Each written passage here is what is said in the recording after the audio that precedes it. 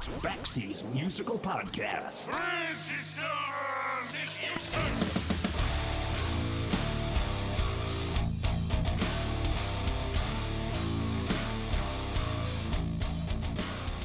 Historically speaking, The Damned not only released the very first punk rock single with New Rose in 1976, they did it a full month before the Sex Pistols would release their first single, Anarchy for the UK. They would also release the very first British punk album 3 months later with their debut record, Damn, Damn, Damn, in February of 1977, a full 8 months before the Pistols would release their debut record, Nevermind the Bollocks. Not only that, but within 2 months of releasing their first album, The Damned would become the first UK punk band to tour the United States, a full 9 months before the Sex Pistols finally reached U.S. soil in 1978. Why am I comparing The Damned to the Sex Pistols? Because while the Sex Pistols may have seized most of the headlines at the time, it was The Damned that always got there first. Plus, they endured the test of time in a way that the Sex Pistols were never able to do, releasing nearly a dozen albums while the Sex Pistols only released one. And some of those albums were frickin' fantastic. Not just Damn, Damn, Damn, but Strawberries, the Black Album, Phantasmagoria, and my personal favorite, Machine Gun Etiquette. So is comparing The Damned to the Sex Pistols a fair comparison? No. In fact, unlike a lot of those early UK punk bands, The Damned could actually play. And in the middle of all of that first wave of UK punk was my guest today, drummer Rat Scabies from The Damned. From 1976 to 1995, Rat Scabies was an active member of the band. But over the last couple of years, Rat has been involved in a number of projects, including being a member of the band The Professor and the Madman, with former Damned bass player Paul Gray, Alfie Agnew of the Adolescents, and D.I., plus his former D.I. bandmate Sean Elliott, releasing their fourth album called Seance late last year. And it's just a great sounding pop record. But also back in November, it was reported that the four original members of The Damned have put aside their differences and would reform, including Rat, David Vanian, Brian James, and Captain Sensible. So where does that reunion stand today? We're about to find out with my conversation with Rat Scabies from The Damned on Backseas Musical Podcast.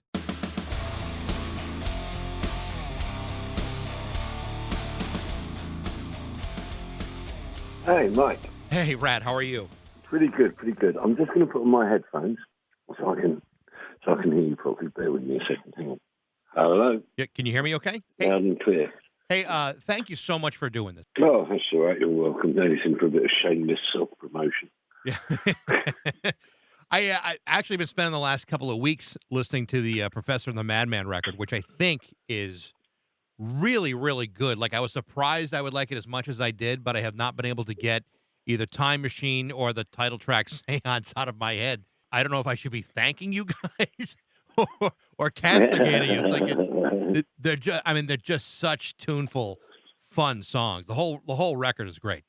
Yeah, for me, it's quite good because I never know what I'm going to get with those boys. You know, they just send out. You know, I get an email saying, "Oh, you know, new album." In you go. And then I just sort of hear it for the first time in the studio. So it's very interesting and always spontaneous, which I think is one of the things that makes it kind of work quite well, is that it isn't over-rehearsed. Right. So, I mean, obviously this was recorded remotely. Was that done simply because of COVID, or was it done because you just happen to be in different parts of the world? Because we're in different parts of the world, and it's so hideously expensive for me to get a work permit in America, it's actually easier for me to do it here. They just sent you the tracks, and you followed along and put your own drum parts in? That was it? Yeah, pretty much. Well, there really is no other way to do it.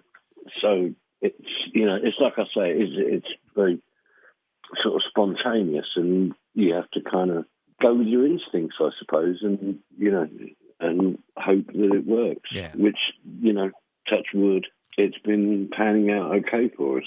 You've played with Paul Gray, you know, a long time ago, but you certainly had a lot of experience with him. How did you hook up with the other guys, Alfie Agnew and Sean? I met them at a party in, I think it was in Costa Mesa or somewhere, and it was one of those. We don't have it in England, but you have this thing where everybody wears all of the worst kind of sweaters that you can for Christmas. And it was a party for bad Christmas sweaters. Right. And so, I was in this sort of room. There weren't that many people there, but it was just about a room full of people with sort of flashing Rudolphs and gnomes and all kinds of awful kind of, not even an Australian would wear them, No, and just that they invited me up to jam, and we went up and we played Smash It Up, I think it was. And we kind of got on okay, and they invited me over to Alfie's place the next day to go and hang out and do stuff. And, that was kind of where it all began. And how long had it been since you spent any time with Paul Gray? Well, I really didn't want to count the years. I don't know how many it was even. It was, I don't know, way too many, at least 20. All the records that you've done together with with that band, doesn't sound like you missed a step. I mean, I'm real impressed. Well, thank you. We aim to please. Well, it's successfully done too. I read though that it even comes with its own board game. Some of in the packaging. I haven't seen it yet. I mean, I didn't even know it was a concept album until they told me afterwards, because there was no lyrics really on the record. It was mostly just Alfie or Sean going, la la la la la la, to sort of give me a clue. And I did ask if I could get one with the board games, but then again, it's been a busy year. So last November, the Damned announced that, and they had just released their own EP just a few months or a few weeks before that. It was announced that all four of the original members of the Damned were reforming and doing a tour. Is that still in place, or where does that stand right now? Well, today nobody knows. We're still in sort of major lockdown here now. Nothing's open apart from essential things. So it's looking pretty grim for the music business. I really don't know. We've got our dates held for July. Yeah. But I think there's so many starving musicians out there. I think that as soon as the doors open again, I think it's going to be, pretty crowded out there. Whether we'll be able to do the shows that we've got booked because they're indoors. So I'm hoping that festivals will still function this summer maybe and give us some relief. I really don't know. They've just cancelled Glastonbury again. So it's not looking good at the moment, I have to say. But then, we do have the vaccine, and we do have quite a few months before anything, has to be decided. I know when the news came out, there were a lot of fans here in the States that were, first of all, surprised because it had been so long since you had played, with the Damned, 1995. And then to have, Brian James back into it. How did that happen? I mean, it just seemed to be kind of out of the blue for, a lot of us Damned fans that had no expectation that this was even a possibility. Well, it wasn't really. The issues between me and Captain were kind of in the way of everything like that. And it was Dave, actually, that instigated the reunion more than anyone. Well, it was pretty much his plan, Mm-hmm. to make that happen. So I guess, it was, the first thing that came in was, listen, here's a load of money. Will you two do some shows? And that was kind enough to take the first steps, really, because you have to start somewhere. And in the situation we had, it had to be something that everybody thought, well, I can't say no to that. Let's see how it works out. And so the conflict between you and Captain, and I know that goes back quite a ways.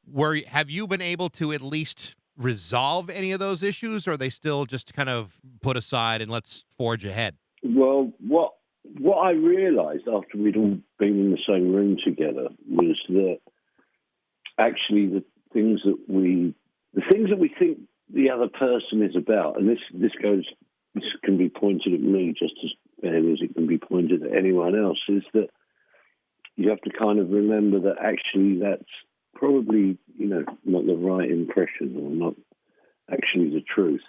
And, you have to kind of, in a way, it was very pleasing when we did get into a room together, because I sort of remembered a lot of the things that I used to like about those guys when we were in the band together. You know, we were pretty good mates and we did spend a lot of time. So, but, you know, you kind of forget about that when the arguments begin. And when you're not in close proximity and you can't really resolve anything, then the situation just kind of drifts further and further apart. Then to be reminded of, you know, Dave's sense of humour and Captain's sort of sense of logic, you know, it's kind of like, oh yeah, I remember now.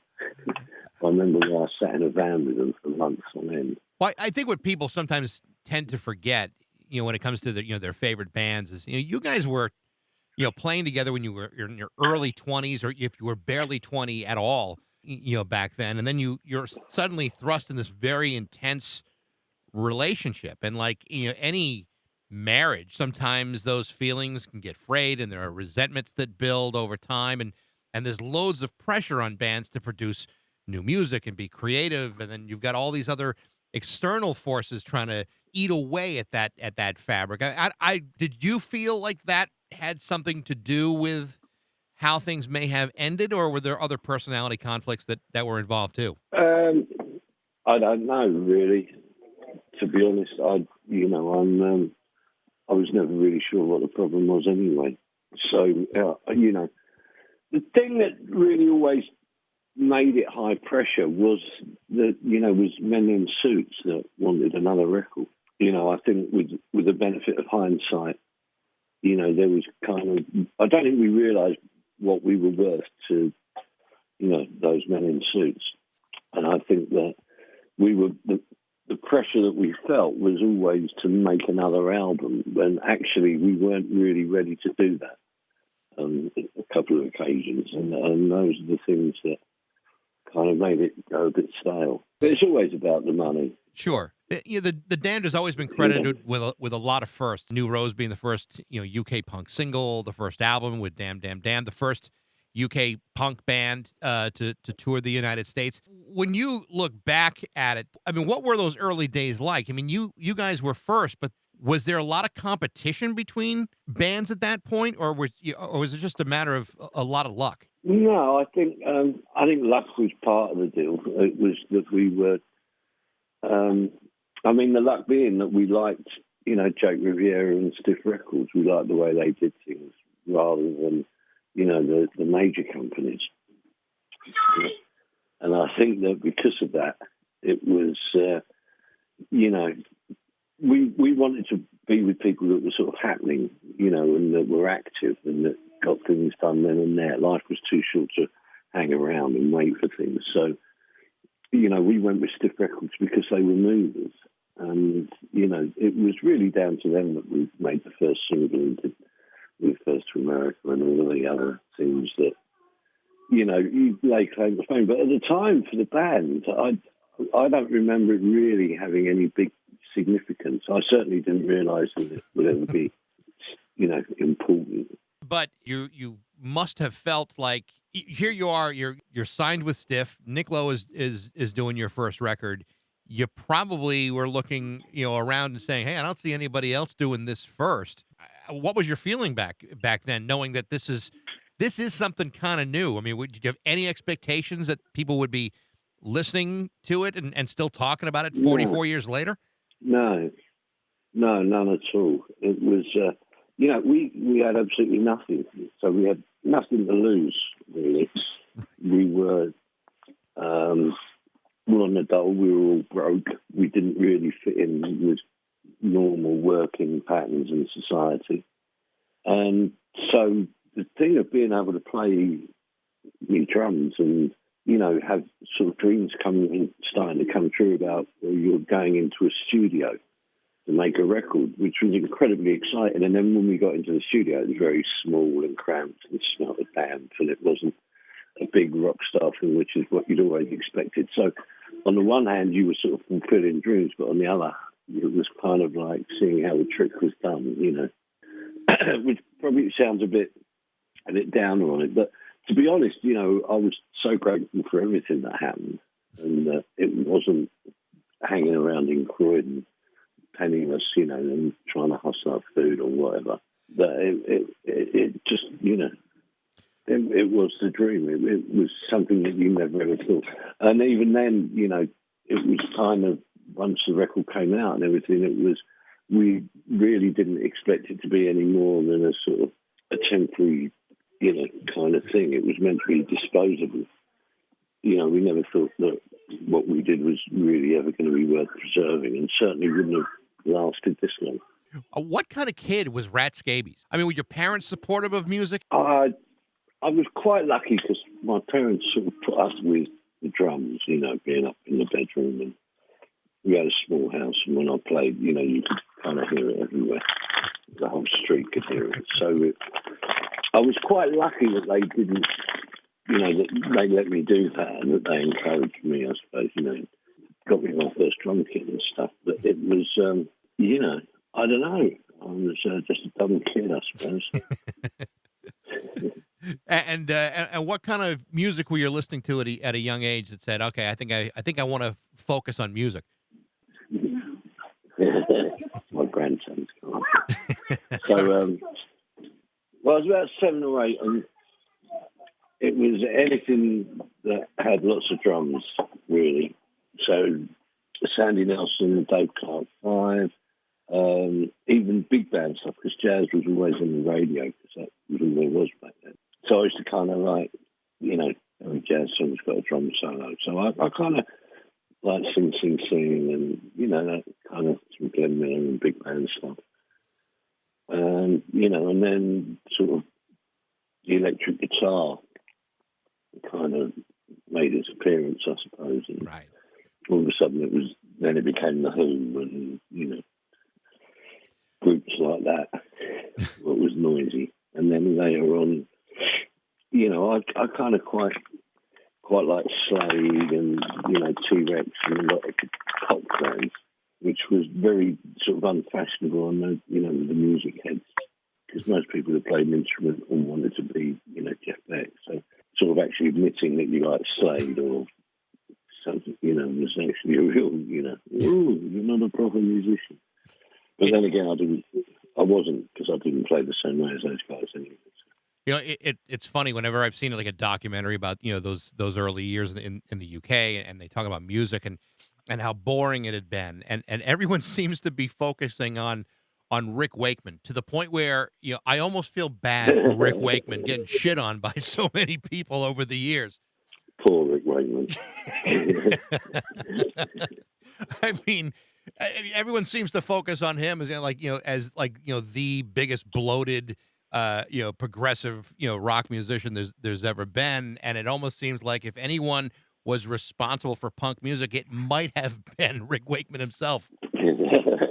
Well, that he wasn't the only one, but the cloak and putting shows on ice didn't really help, But it became, there was this whole thing of, I remember seeing a documentary about Emerson, Lake and Palmer. Right. And, Greg Lake had a Persian rug that they had to take everywhere with him so he could stand on it while he was playing, and I was like, and they had 3 articulated trucks, one each with the equipment, and it was like, I'll never ever be able to get to something, a place like that, I'll never be that thing.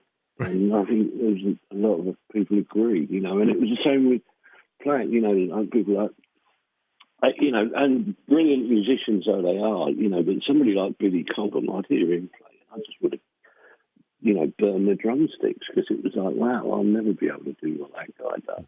I think the lucky thing was that meeting up with Brian and just the attitude of that actually, none of that's important. What's really important is that you do what you want to do, and if you find other people that are on the same page as you, then actually it really doesn't matter how good you play. If you kind of locking in together and you've got a musical thing going on, then that's really vital. I want to ask you a little bit about Brian, because I've read that Brian is the only guy in the Damned that you've continued to stay friendly with. Your friendship with him goes back well before the Damned. How did you meet him, and what was it about each other that drew you together? Well, I was auditioning for a band called London SS, which Brian was the guitar player in, which was Mick Jones and Tony James and Brian Jones. And they never really found a singer, and they never really found a drummer. And I went down to audition for them, and, you know, me and Brian kind of got on, and the playing worked. And it was, for me, he was he was everything I'd been looking for, if you like, you know. And even though he kind of, but you know, he had the songs, he had the volume, he played like nobody else, and he really kind of understood, you know, what free thinking was, and that was really important, you know, because my family background, they were quite, you know, good free thinking and, you know, thinking out of the box and stuff, and that kind of, you know, Brian was the same sort of mould in a way. And so I felt very comfortable with him socially and more than comfortable musically. When he left the band, and he left the band after that, the second record, Music for Pleasure, and you guys were, you know, left without the primary songwriter of that band, and you guys then came out with Machine Gun Etiquette. That had to be somewhat validating as a band. You had been relying on this guy, and all of a sudden you produced this monster of a record, which is just so freaking great. How did that transition happen? Because, I mean, I would imagine when he leaves, you guys had to be a little bit scared of what comes next. Well, yeah, we were. I mean, the thing with it was that when we did the second album, you know, Brian hadn't got enough songs for the whole record. And he suggested that we start writing, which was, you know, that album was, you know, I think, you know, me, Dave and Captain, it was the first time that we'd actually written a song. And I remember sitting with Captain and holding the guitar and saying, well, it's on there somewhere. You know, all you've got to do is move your fingers around in the right sequence and everything in the world you want can be yours. And we kind of laughed about it, but then it was like, listen, you know, this is all music is. It's a sequence of chords, and you make it up and you use what you like, and if it sounds like music, then it is music. And so we both put our own, you know, after Music for Pleasure and the band splitting up and everything, Captain and I both put different groups together where we were both the main sort of songwriters, just to kind of give it a go and see how it worked out.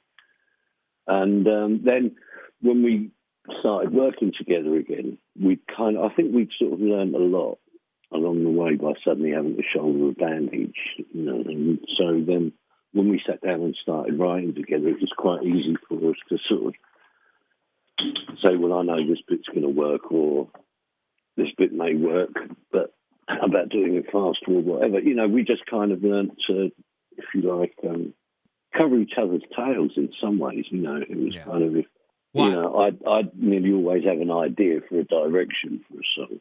Even if I didn't have the chords written down, I'd have something, you know, something like this would be great to do. And then we'd sit down and put that together. Well, I mean, it certainly worked. I mean, because, I mean, that album was great, but, you know, and so was Strawberries and the Black Album and Phantasmagoria. You're moving into like a different, you know, a different direction. But that second record, Music for Pleasure, seemed to be a little bit of a struggle, and a lot of people didn't really quite get it. Was having Nick Mason of Pink Floyd produce that part of the problem? What? First of all, Brian didn't have any more tunes than the ones we'd already worked on. Right. The band I decided that I wanted to leave anyway because I knew it wasn't going to be the same going on with, without Brian's songwriting. It was going to be quite obvious that we had to sort of do something else, and I didn't really want to be a part of something that was going to sort of rapidly go downhill. And also, I'd got quite bored with the whole thing. It wasn't particularly good fun. We weren't getting rock star treatment, and there wasn't any money. I mean, even after all that time, I still didn't have anywhere to live. I was still sleeping on people's floors and just being dependent on being on the road for a bed for the night. So I'd become quite disillusioned with it. So I decided that, I wanted to leave. And then when I spoke to Jake Riviera about leaving, he said, well, if you stick around for the second album, you're not going to let anybody down. And the band really need to make another record now. And, you should do it. And at least you'll be part of that record. And so I agreed. But we kind of knew that it wasn't working the way it had originally. When you talk about getting tired of it, obviously, you're dealing with a limited scene, a limited amount of people who get it, a lot of backlash at the time against punk music. You had to be a little exasperated by just where the whole thing was going.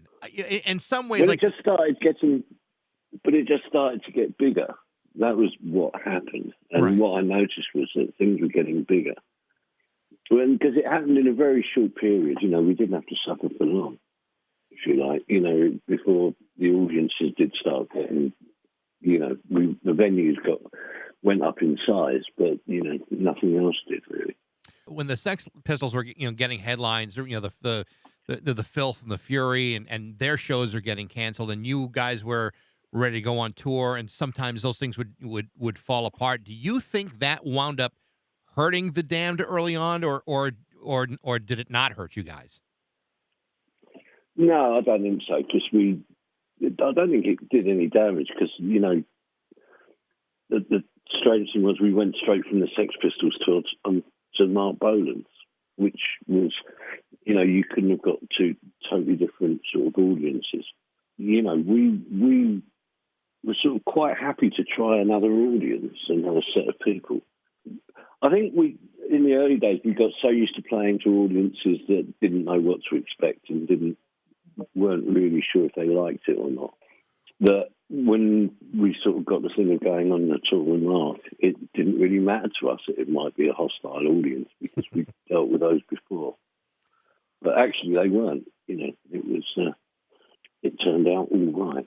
When you guys came to the States and you were the first ones of that, that early wave to make it here, were people with what were the audiences like? I mean, were they understanding what was going on? Was it too much for them? What was their reaction? No, they didn't know what was going on really, and they were. It was a very different thing going to a club show in America. Where when we played the CBGBs, for example, there were tables that people and chairs that people would sit at and eat pizza and watch the group, which wasn't something that we were used to. It was all very much about pub and people bouncing up and down.